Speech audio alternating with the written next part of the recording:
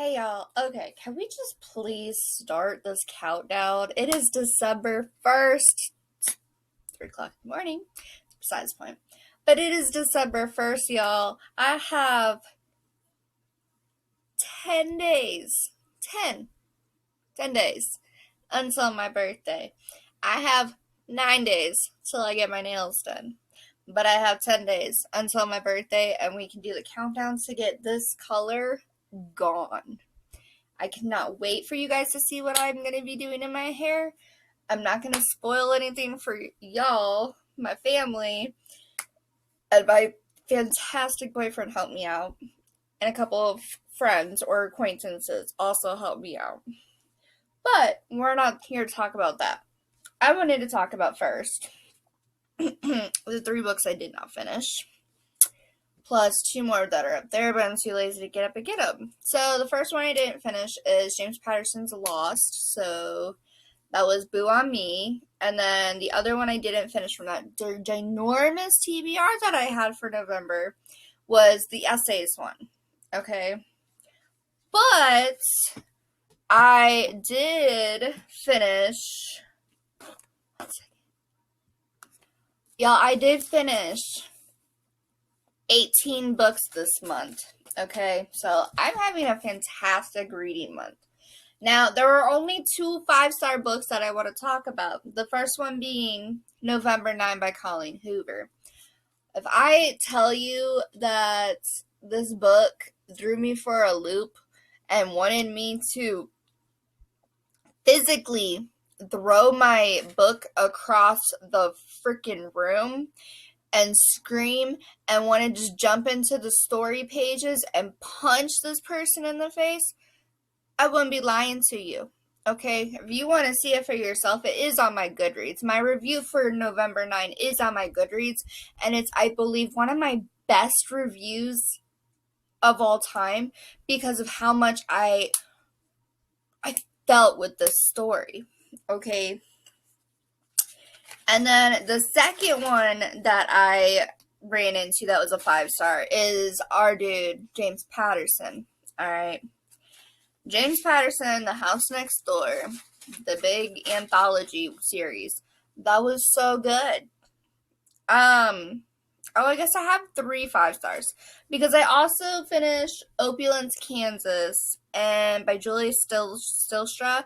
And even though it was a short book, a small book, I still gave it 5 stars because the storyline lined up so perfectly with everything that was going on in their lives, and I just had to.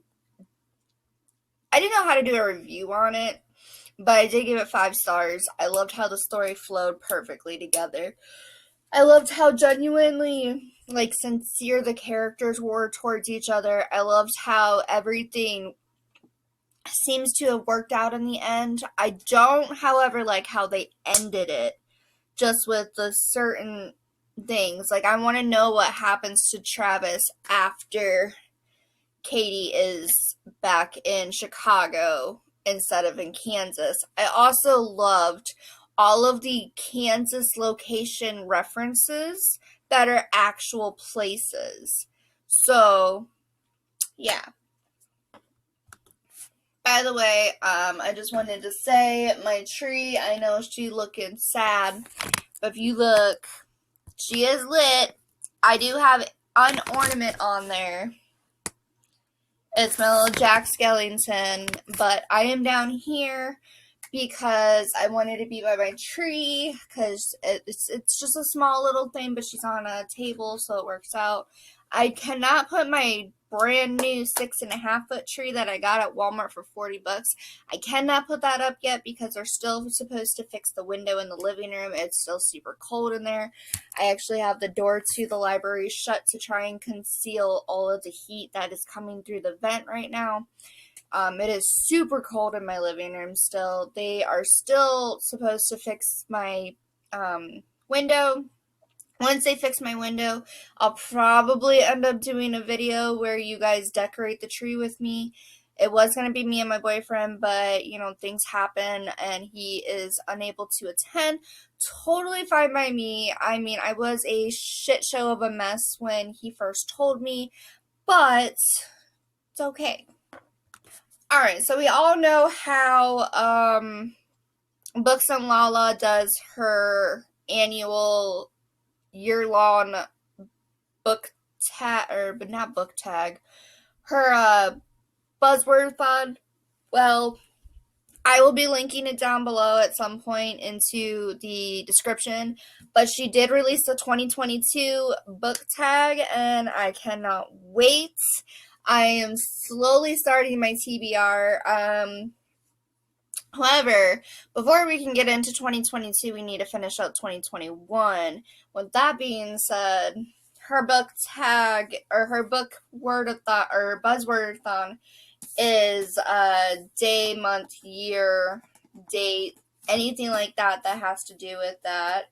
So I have chosen Today, Tonight, Tomorrow by Rachel Lynn Solomon.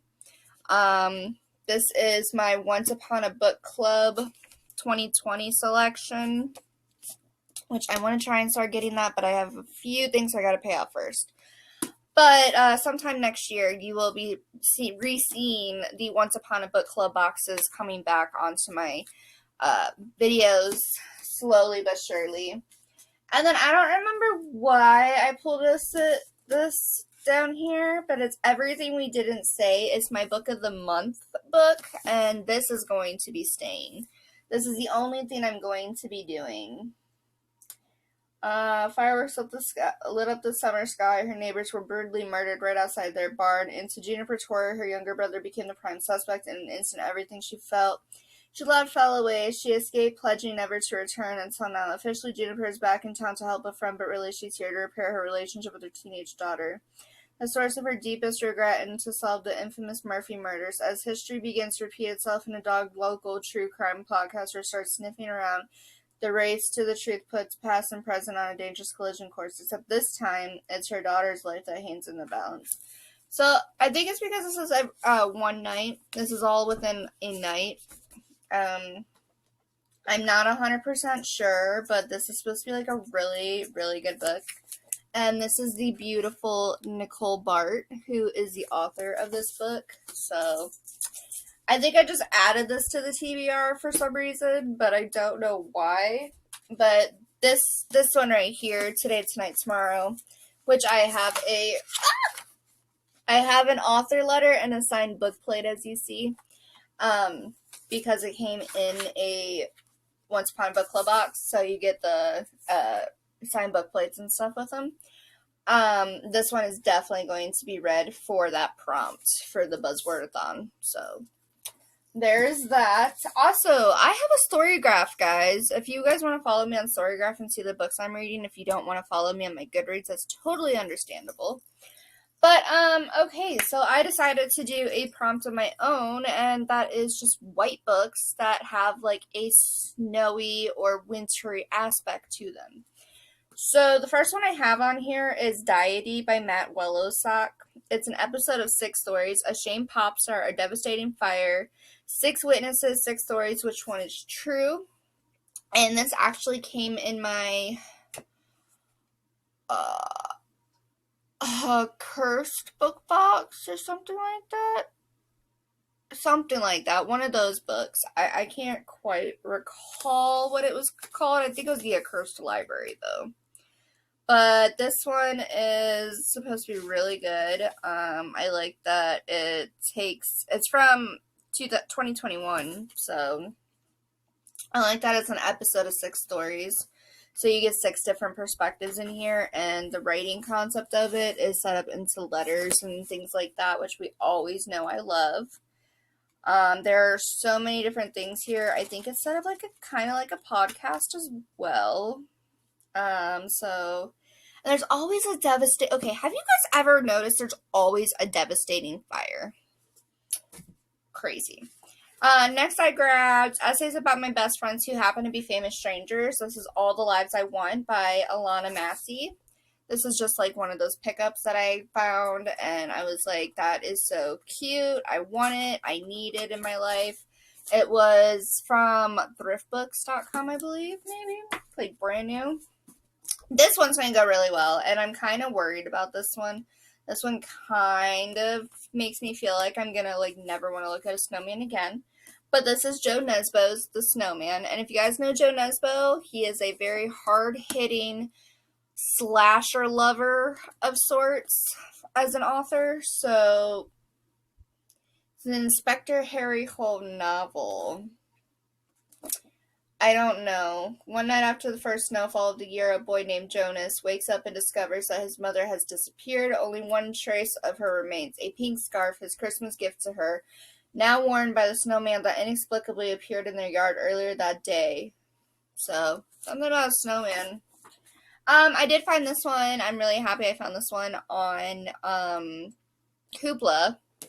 But this is my copy from Walmart of five total strangers, and as you see, it does have that winter aspect to it. It does take place in the middle of winter. I've also currently read Gone Too Far and 6 Months Later by the same author, Natalie D. Richards. It was only samples, but it's definitely a author I want to get my hands on more. And this one just, I don't know, this one sounds really good too. To go a little off topic, this is another white book I had on my shelf, but this is called Get Out of Your Head, Stopping the Spiral of Toxic Thoughts by Jenny Allen. So this is what it looks like. It says, are your thoughts holding you captive? I'll never be good enough. Other people have better lives than I do. God couldn't really love me. Jenny Allen knows what it's like to swirl in a spiral of destructive thoughts, but she also knows we don't have to stay stuck in a toxic thinking patterns. As she discovered in her own life, God built a way for us to escape that downward spiral. Freedom comes when we refuse to be victims to our thoughts and realize that we have already been equipped with power from God to fight and win the war for our minds. It inspires and equips us to transform our emotions, our outlook, and even our circumstances by taking control of our thoughts. Our enemy is determined to get in our heads to make us feel helpless, overwhelmed, and incapable of making a difference for the kingdom of God. But when we submit our minds to Christ, the promises and goodness of God flood our lives in remarkable ways. It starts in your head, and from there the possibilities are endless. So I'm not 100% sure what this is. It sounds like it's going to be like a spiritual religious book. I'm hoping not, but I have been reading a couple of books that have that aspect to them, and they're not bad. Like, they don't shove the religion down your throat, but I love the title of this one because I'm always in my head. I'm an overthinker. I overthink things. I'm not gonna lie. Now, this next one is definitely gonna get me out of my head and ready to get into the bedroom. And this is Tied With Me by Kristen Proby. It's one of my favorite books. This is going to be a reread for me, and I cannot wait to get into the world of smut again. I am going to be repurchasing the Reveal book box at some point to get my smutty books again, because the ones I got from there are absolutely amazing. And the very last one I have on my TBR for the winter December TBR is The Widow by Fiona Barton. And I only grabbed this because it looks like it has a little bit of like a wintry aspect to it. Maybe it's just fog. Maybe I'm wrong. But it says, a loving husband or a heartless killer. She'd know, wouldn't she? And this is called The Widow. Okay. Now, if you guys recall, there was a moment that I did go to the library and I did get more books. However, one of these books is from my shelf. This is going to be my continuation for my November TBR. I am 150 pages into this, and it's getting a lot better. It was a slow start, slow burn, but it's getting a lot better, and that would be Katrina Ward's The Last House on Needless Street. I think the reason it's taking me so long to get to this is because of Stephen King's blurbs on it. I haven't read anything this exciting since Gone Girl. As much as Gone Girl was hard-hitting, this one is very hard-hitting as well. It deals with children. The one aspect I do love about it, it does have commentary from a cat's perspective, so I thought that was really cool. But yeah, I am 150 pages into it. It's almost done. I will be done at some point. It's just really hard to pick it up right now, because I think it's because of how hard-hitting it actually is. Then I've been reading, because I got it from the library, Meg Cabot's No Words. Now, this is really fun. It's a great little read. I'm not that far into it, though, unfortunately. I think I'm not that far into it. My cat decided to take my bookmark out of my book, the smutty bookmark in it. I'm on chapter 10, which is page 114, 115. So I'm not that far into it, but I do plan on finishing it at some point, like very soon, because it is a library, so I have to get it read. But it's really good right now. She goes to this remote island in the Florida Keys, which I thought was really fun. And she runs into her, like, nemesis, and then he, like, apologizes for everything. And that's the point that I'm at right now, because there was, like, a little dinner thing that they had to do for this, like, book program or something that they're in. So, and then there are a couple other ones I'm working on. I did find them in audiobook form, but the last one I have that I got from the library is How to Get Into Our House and Where We Keep the Money. These are stories, but I mean, look at this cover, you guys. There are so many different, like this one right here with the woman just standing there is absolutely amazing, and you can see into these people's houses. I love this cover, and these are just like a couple. I think it's like 4 or 5 just stories. 1, 2, 3, 4, 5, 6, 7, 8. Okay, 9 stories altogether, but it's not like a super big book either. It's 221 pages, so I feel like this is gonna be hard hitting as well. But I believe that's everything for right now. I am currently still trying to work on a few other things. My next video after this one is actually going to be my backlist TBR that I've come up with so far. If you guys don't know what a backlist TBR is, it's not easy to do. I can tell you that, like, right off the bat. I am struggling. I am like a struggle bus with the indie bestseller list in 2020 or earlier prompt, the banned book prompt, the non-binary protagonist prompt, the second book in a duology prompt. Like, I have trilogies. I don't think I have any duologies, and right now, yes, I am going based on just my bookshelf, because I want to get more of my books read from my personal shelves. Caused a major book hangover. I think I might have one for that I'm currently working on. We did just speak on that one. And then Kept You Up Late Reading. That one's just really difficult because there are so many books that do that for me. But I'm going to be discussing the backlist TBR that I have so far in my next video. And I will be re-administering these prompts and things like that. So stay tuned for that. And if you guys have any ideas for the prompts and stuff book-wise, let me know, and maybe I can find them in my, like, a Hoopla account, or I can find them on Kindle for free, or I can find them at the library. But with that being said, I will see you guys in the next video. Bye!